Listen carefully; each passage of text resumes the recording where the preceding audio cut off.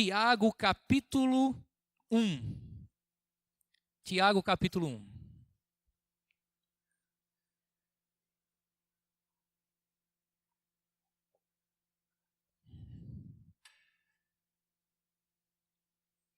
Tiago capítulo 1.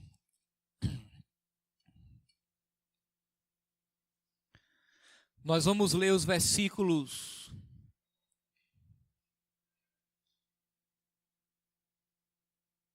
13 ao 17, ok? Portanto, o tema dessa noite, a imutabilidade de Deus. O texto é Tiago capítulo 1, versículo 13.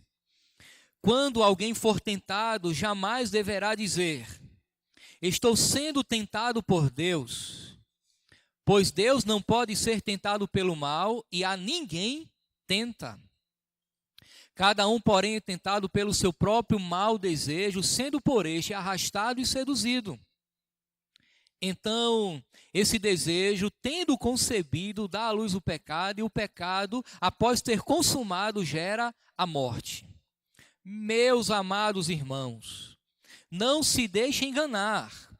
Toda boa dádiva e todo dom perfeito vem do alto, descendo do Pai das luzes, que não muda como sombras inconstantes. Algumas versões têm, não muda, nem tem sombra de variação. Vamos orar a Deus, irmãos, nesse momento. Querido Deus, nós te louvamos por tua graça, muito obrigado. Estamos aqui nessa noite para adorar o Senhor, ouvir a tua palavra, compartilhar do Evangelho. Que possamos, ó Deus, entender a tua palavra e essa compreensão venha a ser salvífica, transformadora. Que o Senhor possa me ajudar a ser claro, a aplicar a tua palavra à vida dos teus servos, à tua igreja. E que possa haver salvação nessa noite e edificação da tua igreja. Contamos com o teu auxílio, em nome de Jesus. Amém. E amém. Irmãos, por que uma série de mensagens abordando os atributos de Deus? A razão é que nós só podemos servir verdadeiramente a Deus a partir do momento que o conhecemos. Conhecer a Deus, quem Deus é, conhecer as qualidades que compõem o caráter de Deus é importante para servirmos a Ele. Se nós não conhecermos a vontade de Deus, se nós não conhecermos o caráter de Deus, dificilmente iremos corresponder de maneira agradável a Ele. Portanto, nós iniciamos a semana passada falando um pouco acerca do amor de Deus. Nós vínhamos em uma série de mensagens no livro dos Salmos, são 150 salmos, abordamos 6 ou 7, se não me falha a memória. Estamos em uma série temática falando acerca dos atributos de Deus, depois retornaremos para os Salmos em uma outra série, assim nós vamos revezando até completarmos os nossos 150 salmos, intercalando com algumas outras mensagens expositivas e outros temas também. Nessa noite nós estaremos tratando acerca da imutabilidade de Deus. E daí você já entende que imutabilidade se refere àquele que não muda. É exatamente o que Tiago disse. Em Deus não há mudança, variação. Deus, ele é constante. Mas você já percebeu o quanto nós, seres humanos, somos mutáveis? Mudamos de idade, de pensamento, avançamos em algumas coisas, retrocedemos em outras. Sob influência de diversos fatores, somos aperfeiçoados e melhoramos. Isso significa que nós somos ensináveis. É possível tomarmos uma decisão aqui e agora e poucos minutos depois voltarmos atrás, desfazendo o que havíamos construído. As nossas palavras podem variar entre verdade e mentira, podemos estar bem ou mal, gostamos ou desgostamos das pessoas que nos cercam. E aqui a pergunta é, por que essas coisas acontecem conosco? A resposta é muito simples. Essas coisas acontecem conosco porque nós somos mutáveis. Nós mudamos. Nós somos inconstantes. De maneira, irmãos, que essa inconstância em todas as áreas da vida, compromete a nossa compreensão de Deus. E aí então perguntamos: será que o Deus da Bíblia é o mesmo hoje?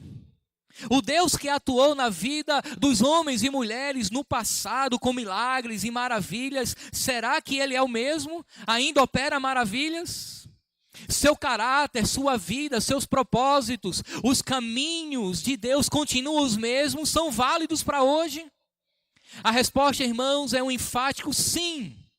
Tudo é válido para hoje, sim. Deus continua agindo hoje como agiu no passado. Isso tudo porque Deus é imutável. Ele não muda.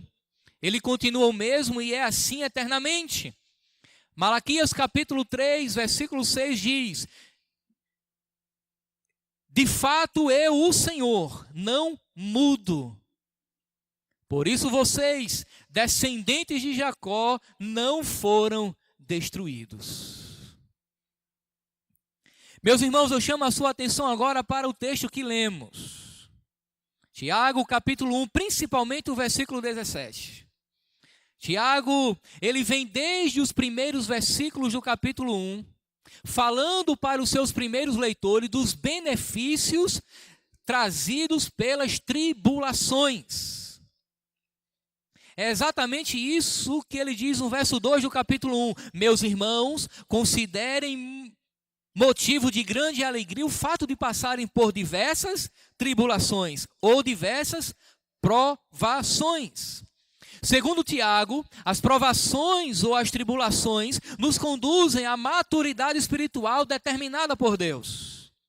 As provações, irmãos, ou os testes, podem ser uma promoção divina, uma promoção do próprio Deus para nos aperfeiçoar diante dele. Essa é a tese de Tiago, aquilo que muitas vezes nós achamos que não é interessante, as dificuldades que investimos horas pedindo a Deus por livramento, na realidade pode estar sendo utilizado por um instrumento de Deus, como instrumento de Deus, para trabalhar e aperfeiçoar o nosso caráter, porque Deus quer que nós amadureçamos diante dele. Estas palavras dadas por Tiago deveriam ser recebidas como consolo para aqueles irmãos que estavam passando por dificuldades das mais diversas. Deveria servir principalmente para os crentes que estavam questionando o caráter bondoso de Deus, passando a acreditar que se eles estavam passando por dificuldades é porque Deus não estava, por exemplo, cuidando deles. Eu não sei se você já teve essa experiência de passar por muita dificuldade. E até então você era firme diante de Deus, cria em Deus, acreditava no cuidado providencial de Deus, mas diante das circunstâncias você perguntou: será que Deus de fato está comigo? E daí as palavras de Tiago vêm como consolo para alertar aqueles irmãos que, apesar das tribulações, Deus não os havia abandonado. Na realidade, Deus desejava o seu crescimento, o seu aperfeiçoamento, a sua maturidade cristã. Afinal de contas, se a águia não soltar o seu filhote e ele sofrer o impacto de uma queda livre, ela nunca vai aprender a voar. Ela amadurece diante dessas circunstâncias. Muito bem. Com isso em mente, Tiago diz, no verso 13, quando alguém for tentado, não diga, essa tentação vem de Deus. Pois Deus não pode ser tentado pelo mal e Ele mesmo a ninguém tenta. Deus, irmãos, Ele não estava promovendo o mal, mas o bem na vida daqueles irmãos. Deus não estava lançando àquela igreja as tentações. Deus estava submetendo o seu povo a testes e a provações. Você lembra, por exemplo, quando Deus pede a Abraão que sacrifique o seu filho Isaque? Diz o texto bíblico que Isaque era o motivo da alegria de Abraão. Inclusive Isaque significa, no sentido da palavra, riso. E daí Deus pede Isaque como sacrifício. E Isaque vai. E na hora do sacrifício, de Isaque ser ofertado em holocausto, Deus pede para ele parar. Deus testou, colocou o seu servo à prova E Abraão foi para aquele lugar, voltou e nunca mais foi o mesmo. Mas aqui surge uma pergunta. Qual é a diferença entre provação e tentação? A provação tem a origem ou a sua causa em Deus e visa o nosso crescimento, o crescimento da relação do crente com Ele. Por sua vez, a tentação está relacionada com nossa própria cobiça. Como Tiago mesmo fala, cada um, porém, é tentado por sua própria cobiça. As tentações, irmãos, visam sempre nos levar à queda, à derrota, à prática do pecado. Partindo do pressuposto de Tiago, nós não precisamos nem do diabo para pecar, basta o coração humano pecaminoso. O ser humano sozinho, na condição de pecado, ele já é suficiente para pecar. Mas o texto bíblico também diz que Satanás é tentador. Portanto, todo ser humano sofre tentações internas porque tem um coração inclinado ao mal e sofre tentações externas porque o mal também é personificado na pessoa de Satanás. Mas Deus não promove essas coisas. Deus promove dificuldades muitas vezes para nos amadurecer. Todas as perfeições de Deus, irmãos, são imutáveis. Deus não promove o mal. Bem, diante de um contexto de aflições e tribulações, Tiago chama a atenção de seus leitores para a imutabilidade da bondade de Deus.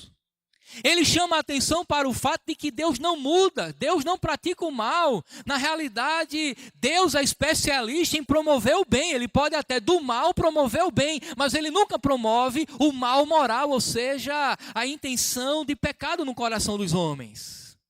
As tentações levam ao pecado e isso não pode ser atribuído a Deus. Tiago diz no verso 17, porque Ele é o Pai das luzes. Pai das luzes aqui é utilizado por alguns, por exemplo, que são adeptos do espiritismo, dentro dessa perspectiva, Ele é o Pai de todos os espíritos. Não é bem isso. Pai das luzes aqui, irmãos, é uma referência ao ser, ao caráter imutável e bondoso de Deus. Significa todas as suas perfeições, bondade, amor, misericórdia, fidelidade, graça, paciência, justiça. Tudo isso em Deus é absolutamente imutável. Meus irmãos, quem é comparável ao nosso Deus? Quem pode nos garantir tamanha constância de caráter e ações? Quem pode nos prometer e verdadeiramente cumprir? Quem pode permanecer o mesmo e isso eternamente? A não ser o nosso Deus, o Pai das luzes. Muito bem. Nesse momento eu quero lhe chamar algumas verdades acerca da imutabilidade divina. Primeira grande verdade. A vida de Deus não muda. O texto bíblico nos garante que Ele é desde a eternidade, o Rei eterno, o Deus incorruptível, o único que possui imortalidade. O Salmo 90, verso 2 diz, antes que os montes nascessem e fossem formado a terra e o mundo, de eternidade a eternidade, Tu és Deus. Observamos, irmãos, que todas as coisas têm um começo e um fim. Mas essa mesma verdade não é com o Criador. Certa vez uma criança perguntou a um pastor colega meu, quem criou Deus? Quem criou Deus? A resposta sábia do pastor foi, Deus não foi criado. Ele sempre existiu. Deus não foi criado. Ele sempre existiu. Deus existe, irmãos, para sempre e é sempre o mesmo. Ele não fica mais velho, sua vida não aumenta ou diminui. Ele não ganha novos poderes, nem perde aqueles que já teve. Ele não amadurece, ele não se desenvolve. Ele não fica mais forte ou mais fraco, ou mais sábio com a medida que o tempo passa. Ele não pode mudar para melhor, porque ele já é absolutamente perfeito. Pois ele já é perfeito, ele não pode mudar para pior, por exemplo. Ele já é perfeito. Amados irmãos, a primeira e fundamental diferença entre o Criador e suas criaturas é que as criaturas admitem mudanças em sua natureza, enquanto que Deus é imutável e nunca pode deixar de ser o que Ele é. Já nós, seres humanos, somos inferiormente diferentes. Perceba se não é verdade. Nós somos mutáveis, nós variamos. Podemos melhorar, apesar de que geralmente nós pioramos. Se considerarmos a vida de um cristão, a tendência natural é que ele tenha uma vida no Espírito e melhore. Mesmo isso revela, irmãos, transitoriedade. Revela que antes de sermos bons, éramos ruins. Antes de sermos filhos de Deus, éramos criaturas perdidas. Nós mudamos. É bem verdade que nem sempre nós mudamos para melhor. Às vezes algumas coisas pioram, mas nós não somos constantes, absolutos, perfeitos.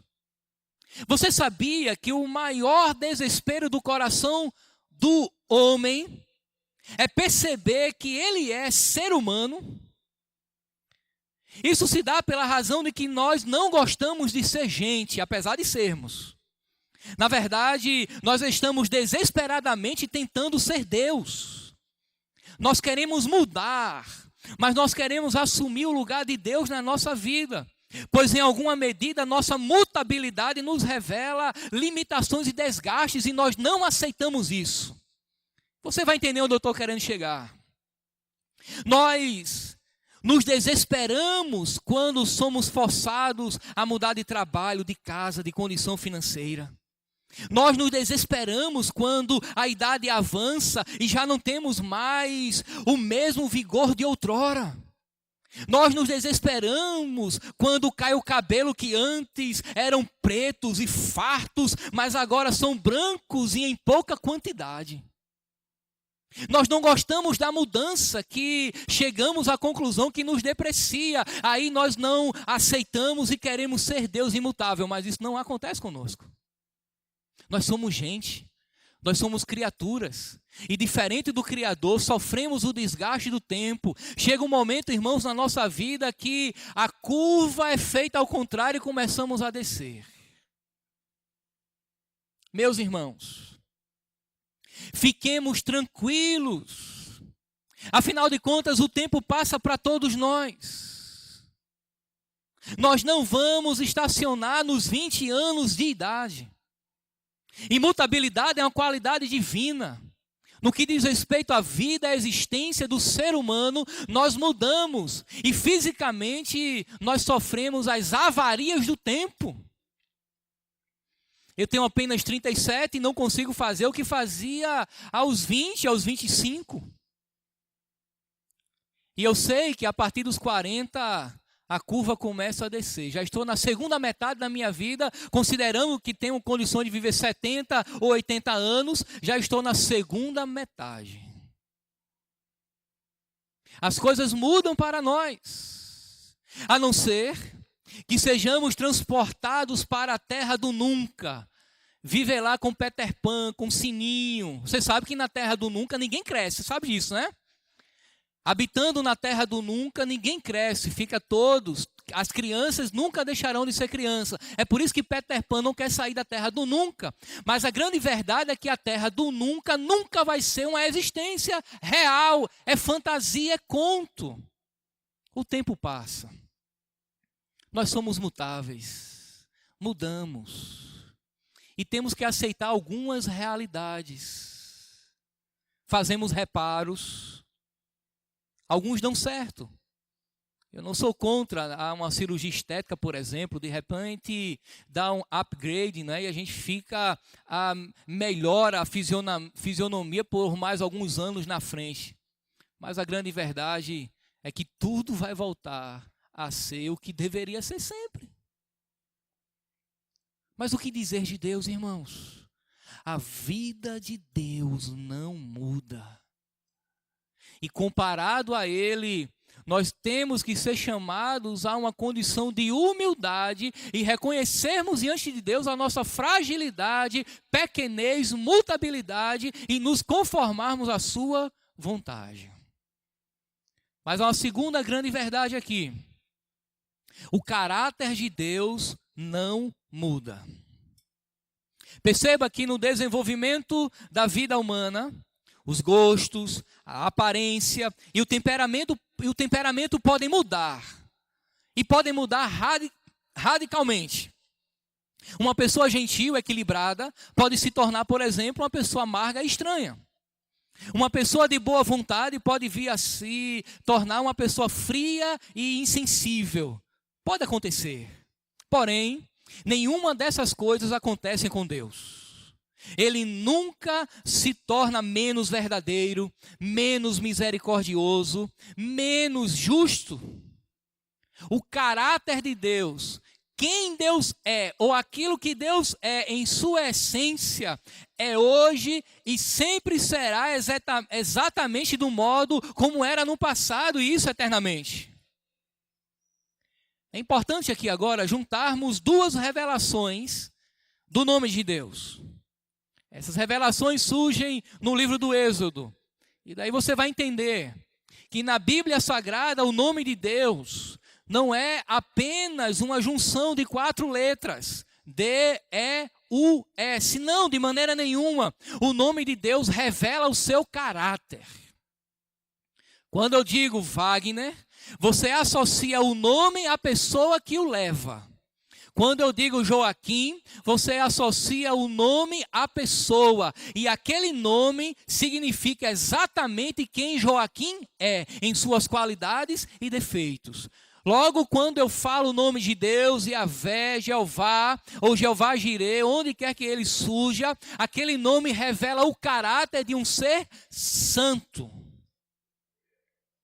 Em Êxodo capítulo 3, verso 14, nós lemos que Deus anunciou o seu nome a Moisés como o Eu Sou que Sou. Você lembra dessa passagem? Moisés pergunta assim: Senhor, quando o teu povo perguntar quem foi que me enviou para libertá-lo, o que é que eu vou dizer?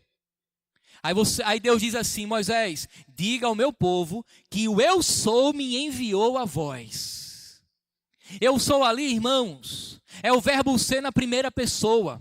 Deus está dizendo: diga ao meu povo que aquele que é absolutamente o enviou, Moisés. Muito bem.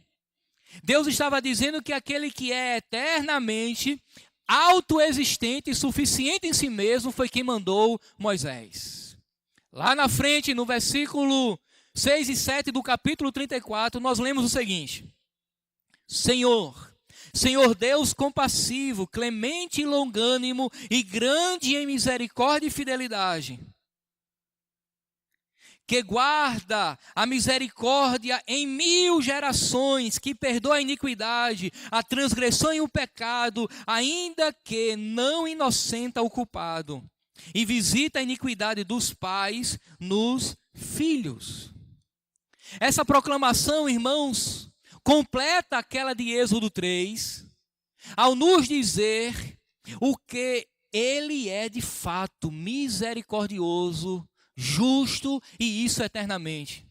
E Êxodo capítulo 3 completa esta ao nos dizer que Deus é eternamente aquilo que naquele momento, 3.000 anos atrás, ele disse a Moisés que era. Ele simplesmente é, e ponto final.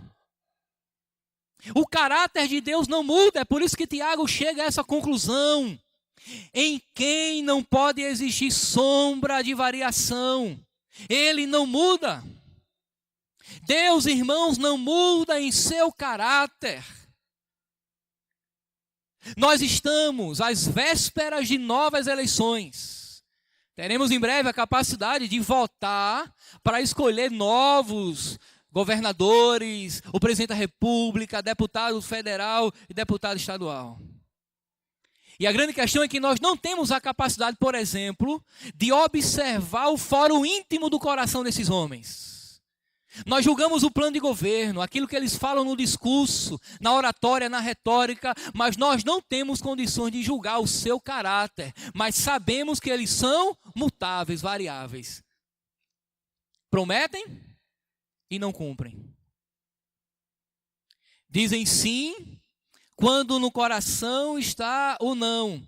O máximo que sabemos é que geralmente o caráter de tais homens são duvidosos. Nós temos que colocar sob suspeita. Meus irmãos, será que temos algo a aprender com o caráter imutável de Deus? Sim. Temos muita coisa a aprender. Por exemplo, Deus é honesto, cumpridor de suas promessas. A exemplo dele, nós temos que honrar os nossos compromissos também. Deus age com justiça, amor, paz, misericórdia, longanimidade. Portanto, a seu exemplo, devemos fazer absolutamente o mesmo. Deus, em seu caráter inabalável, imutável, absoluto, é o padrão para todos os seres humanos. É por isso que Paulo, quando escreve a sua carta aos Efésios, ele diz: abandoneis a mentira e cada um fale a verdade ao seu irmão. Aquele que roubava, não roube mais, antes trabalhe para ter com que ajudar o que mais necessita. O nosso caráter, quem somos em essência, deve ser moldado pelo caráter santo e absoluto de Deus. Entenda isso. Eu entendo que todo mundo tem caráter. A grande questão é que uns têm um bom caráter e outros têm um mau caráter. Os de bom caráter devem continuar a sua busca por se parecer cada vez mais com Cristo. Os de mau caráter devem buscar obedecer as palavras de Cristo, a fim de sofrer as mudanças necessárias. Quando você entende que Deus é plenamente justo, nós somos convocados a viver nessa mesma prática de justiça. Se compreendermos o caráter imutável de Deus, nós voltaremos para o caixa do supermercado e devolveremos o troco que recebemos a mais. Quando chegarmos no estacionamento de um shopping center, de uma clínica médica, nós não iremos colocar o nosso carro na vaga dos deficientes e dos idosos. Porque o caráter justo de Deus não nos permite ter tamanha atitude de desonestidade. Se compreendermos o caráter imutável de Deus, nós vamos achar um celular na rua e quando o dono ligar, nós vamos atender e devolver a ele. E por gentileza, se você que achou meu celular, está assistindo essa mensagem no YouTube, devolva. Minha agenda está lá, meus compromissos. Faz parte do meu trabalho também.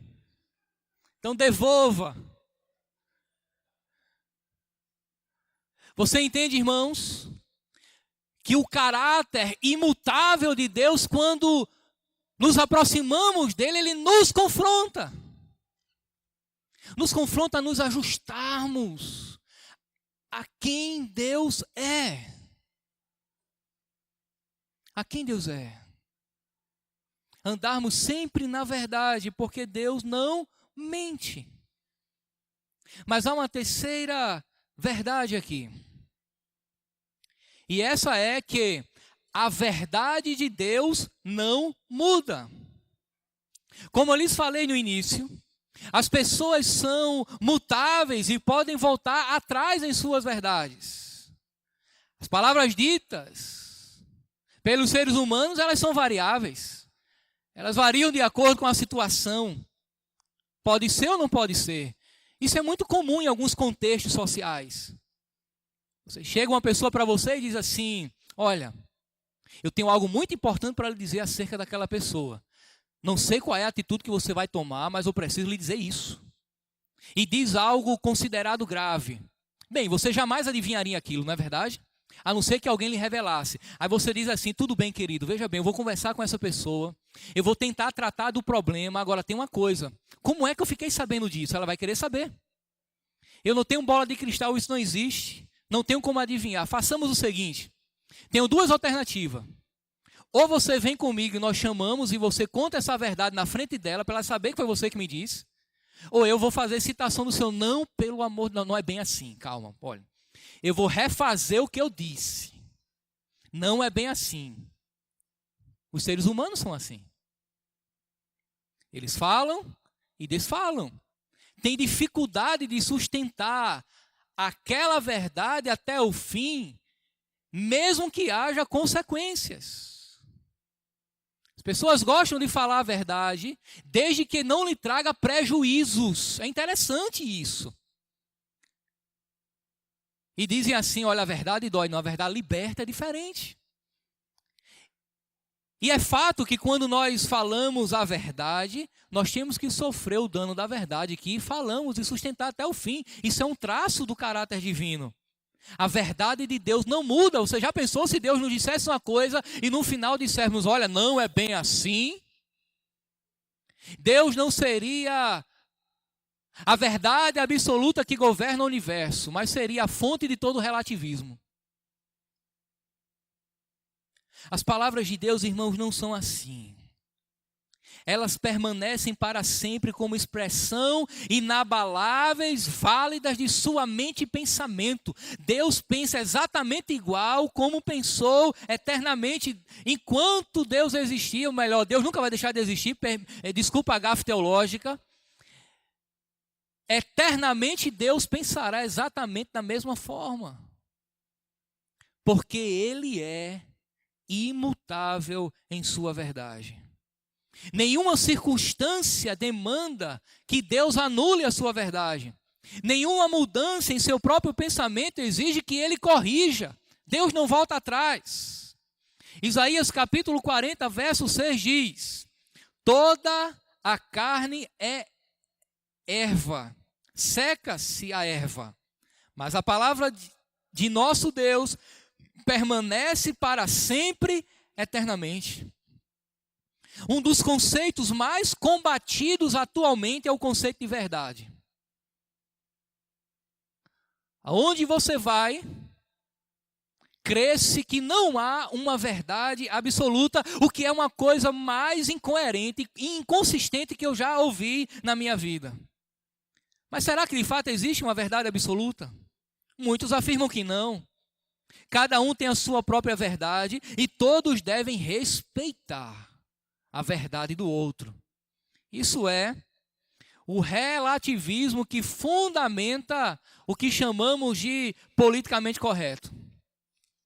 Você tem uma verdade, um colega de trabalho tem outro, e para que você respeite, você não deve contrariá-lo dizendo que aquilo na verdade é inconsistente, é inconveniente.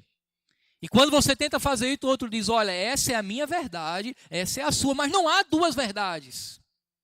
Há apenas uma única verdade. E quando o indivíduo diz que não existe verdade absoluta e crê absolutamente nisso, ele está defendendo uma verdade absoluta. Certa vez aqui na Universidade Federal, assistindo aula, a professora defendeu essa ideia de que não há uma verdade absoluta. E eu disse, professora, sinceramente, a senhora crê nesse negócio? De que não há uma verdade absoluta? Ela disse, sim, tenho certeza.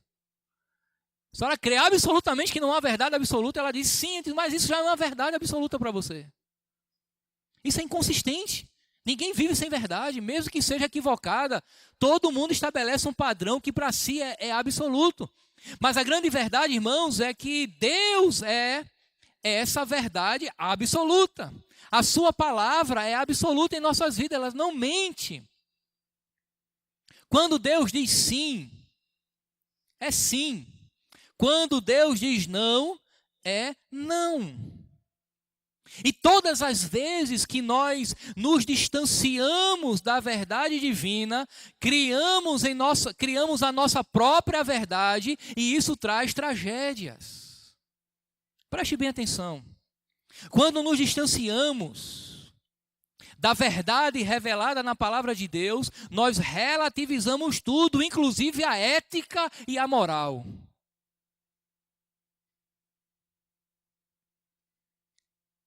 Se você relativiza a verdade,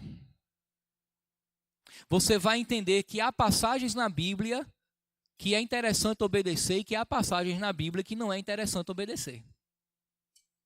Se você relativiza a verdade, você chega à conclusão de que a Bíblia não é uma verdade absoluta para todas as pessoas. E daí o que é que acontece? Partes da Bíblia você considera, partes da Bíblia você não considera. E quais são as partes que você não considera? São aquelas que confrontam as suas práticas de pecado. Por isso, todo relativista bíblico é um imoral em potencial. Ele, por exemplo, adultera, trai a sua esposa com uma mulher fora do casamento. Claro, tem que ser uma mulher fora, traição tem que ser fora, não é? Aí ele diz assim, calma, mas não é para os nossos dias. Você lembra que Davi tinha tantas mulheres, que Salomão tinha 700? O indivíduo, ele abraça uma conduta homossexual e diz, mas a Bíblia fala que nós devemos amar.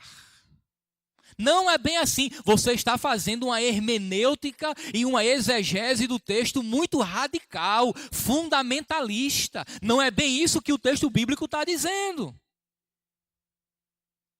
Uma vez um colega de trabalho de um amigo meu veio com esses argumentos.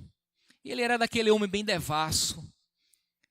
A mulher em casa era uma figura que lhe prestava serviços. Mas na realidade ele tinha prazer com tantas outras dentro de casa e contava isso abertamente e com vanglória.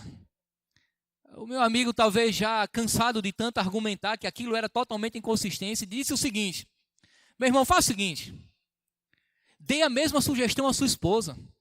Você fica em casa e diz assim, já que não tem problema nenhum, minha filha, a nossa relação é aberta, fica à vontade, pode ir.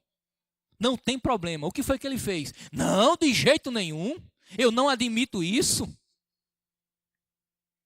Porque aquilo era uma verdade para ele. Relativismo. E daí, irmão, se nós não crermos que a verdade de Deus é absoluta, nós cairemos nessas mesmas falácias. Aquilo que nos convém não é bem assim. Aquilo que convém é desse jeito mesmo. Nos tornamos um legalista, ainda impomos sobre o outro aquela verdade que chamamos para nós mesmos. Quando nós nos distanciamos da verdade divina, irmãos, nós colhemos as tragédias. Uma sociedade que se distancia dos princípios de Deus, colhe tragédia. Uma sociedade, irmãos, que se distancia da verdade divina, ela tenta, por exemplo, institucionalizar o pecado. Aí vem legalização do aborto, quando a Bíblia diz que Deus é o criador da vida, não importa a circunstância. Aí vem a institucionalização de relacionamentos homoafetivos, quando Deus diz em sua palavra que é um homem para uma mulher, que o casamento se dá apenas em pessoas de sexos opostos, em uma relação monogâmica, heterossexual. Aí vem até a institucionalização da corrupção. A ideia do jeitinho, das práticas que não está prevista em lei, mas todo mundo já faz. Por que isso acontece? Porque não se curvaram a uma verdade que fala de maneira absoluta acerca da vida, que fala de maneira acerca absoluta das relações, que fala absolutamente o que é ter um caráter reto e justo nas suas relações de negócio e na gestão do dinheiro alheio. Aí querem institucionalizar ideologia de gênero, querem institucionalizar até a pedofilia.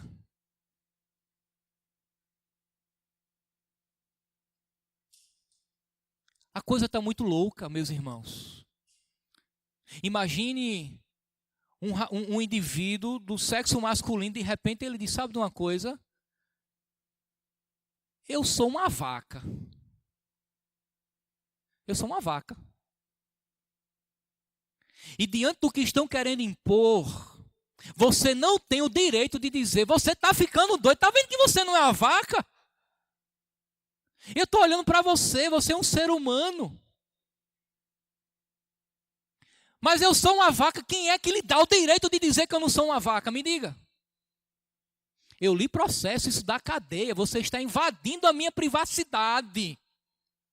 Meus irmãos, o negócio está de cabeça para baixo. Mas por quê?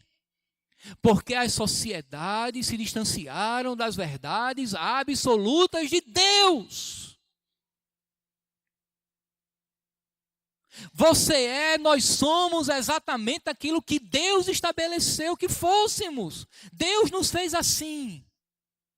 Mas quando nós nos distanciamos das verdades divinas, o pecado campeia solto. Quinto e último lugar.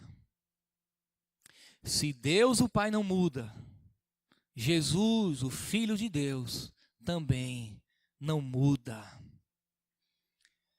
Jesus, irmãos, Ele é o mesmo ontem e hoje e será para sempre.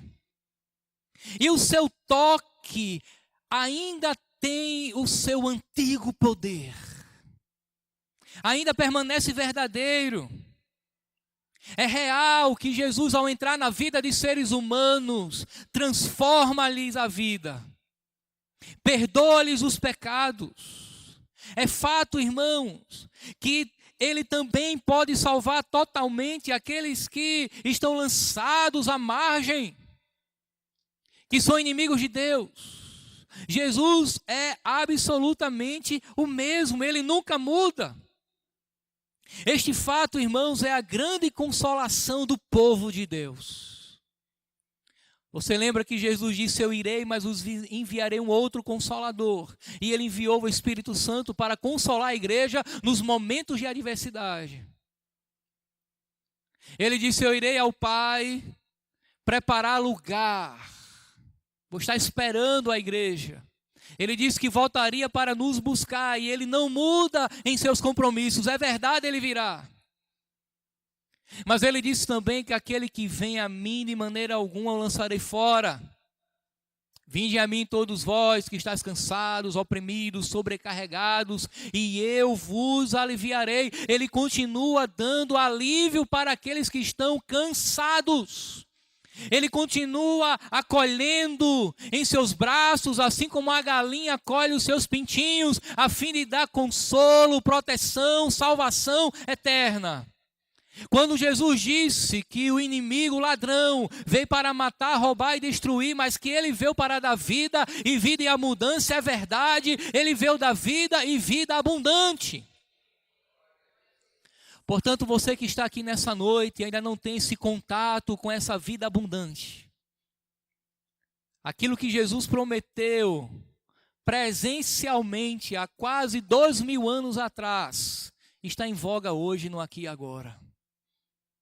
Você pode clamar, pois Ele jamais rejeitará aquele que se aproxima dEle.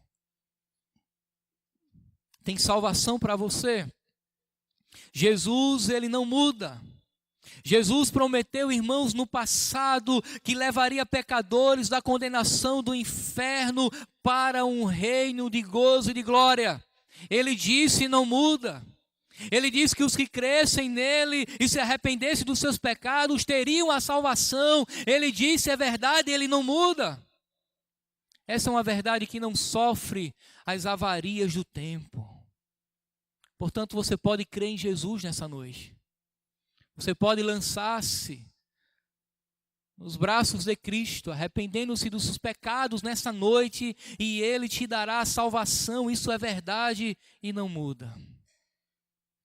Eu quero concluir a mensagem dessa noite, chamando a atenção para 3 coisas importantes, e aqui encerramos. Primeiro, diante das verdades que expomos, nós temos aqui a firme consolação. Se Deus não muda, as suas promessas permanecem e isso traz consolo aos nossos corações. Podemos confiar que Deus cumprirá tudo aquilo que prometeu, porque Ele não é homem para que minta, nem filho do homem para que se arrependa. Aqui há, irmãos, também um incentivo à oração. Se Deus não muda em seu caráter, propósito, verdade, eu posso orar, crendo que Ele ouvirá e atenderá às nossas orações. Eu não pediria nada a alguém de caráter duvidoso. Jamais eu abriria o meu coração diante de uma pessoa que eu questionasse a sua integridade. Mas com Deus não é assim. Nós podemos nos derramar, nos deleitar em sua presença, expressar diante de Deus as questões mais íntimas da nossa alma, porque Ele é fiel para ouvir e atender ao seu modo. Mas agora, irmãos, aqui há terror para aqueles que não conhecem e receberam pela fé a verdade de Deus, Jesus Cristo. Há terror, porque assim como é verdade que Deus conduzirá o seu povo aos céus, lhe dando a salvação, livrando do tormento eterno, também é verdade que aqueles que não se curvaram diante de Deus serão eternamente condenados. Entender que Deus é imutável é entender que Deus levará a cabo todos os seus planos. E diz o texto bíblico que naquele grande dia muitos ou todos se apresentarão diante dele. Uns se apresentarão para o deleite eterno e outros para a condenação eterna. Uns receberão os louros da glória, serão coroados por Cristo. Perseveraram até o fim. Outros serão chamados de bode e herdarão o fogo do inferno separado para Satanás e seus anjos.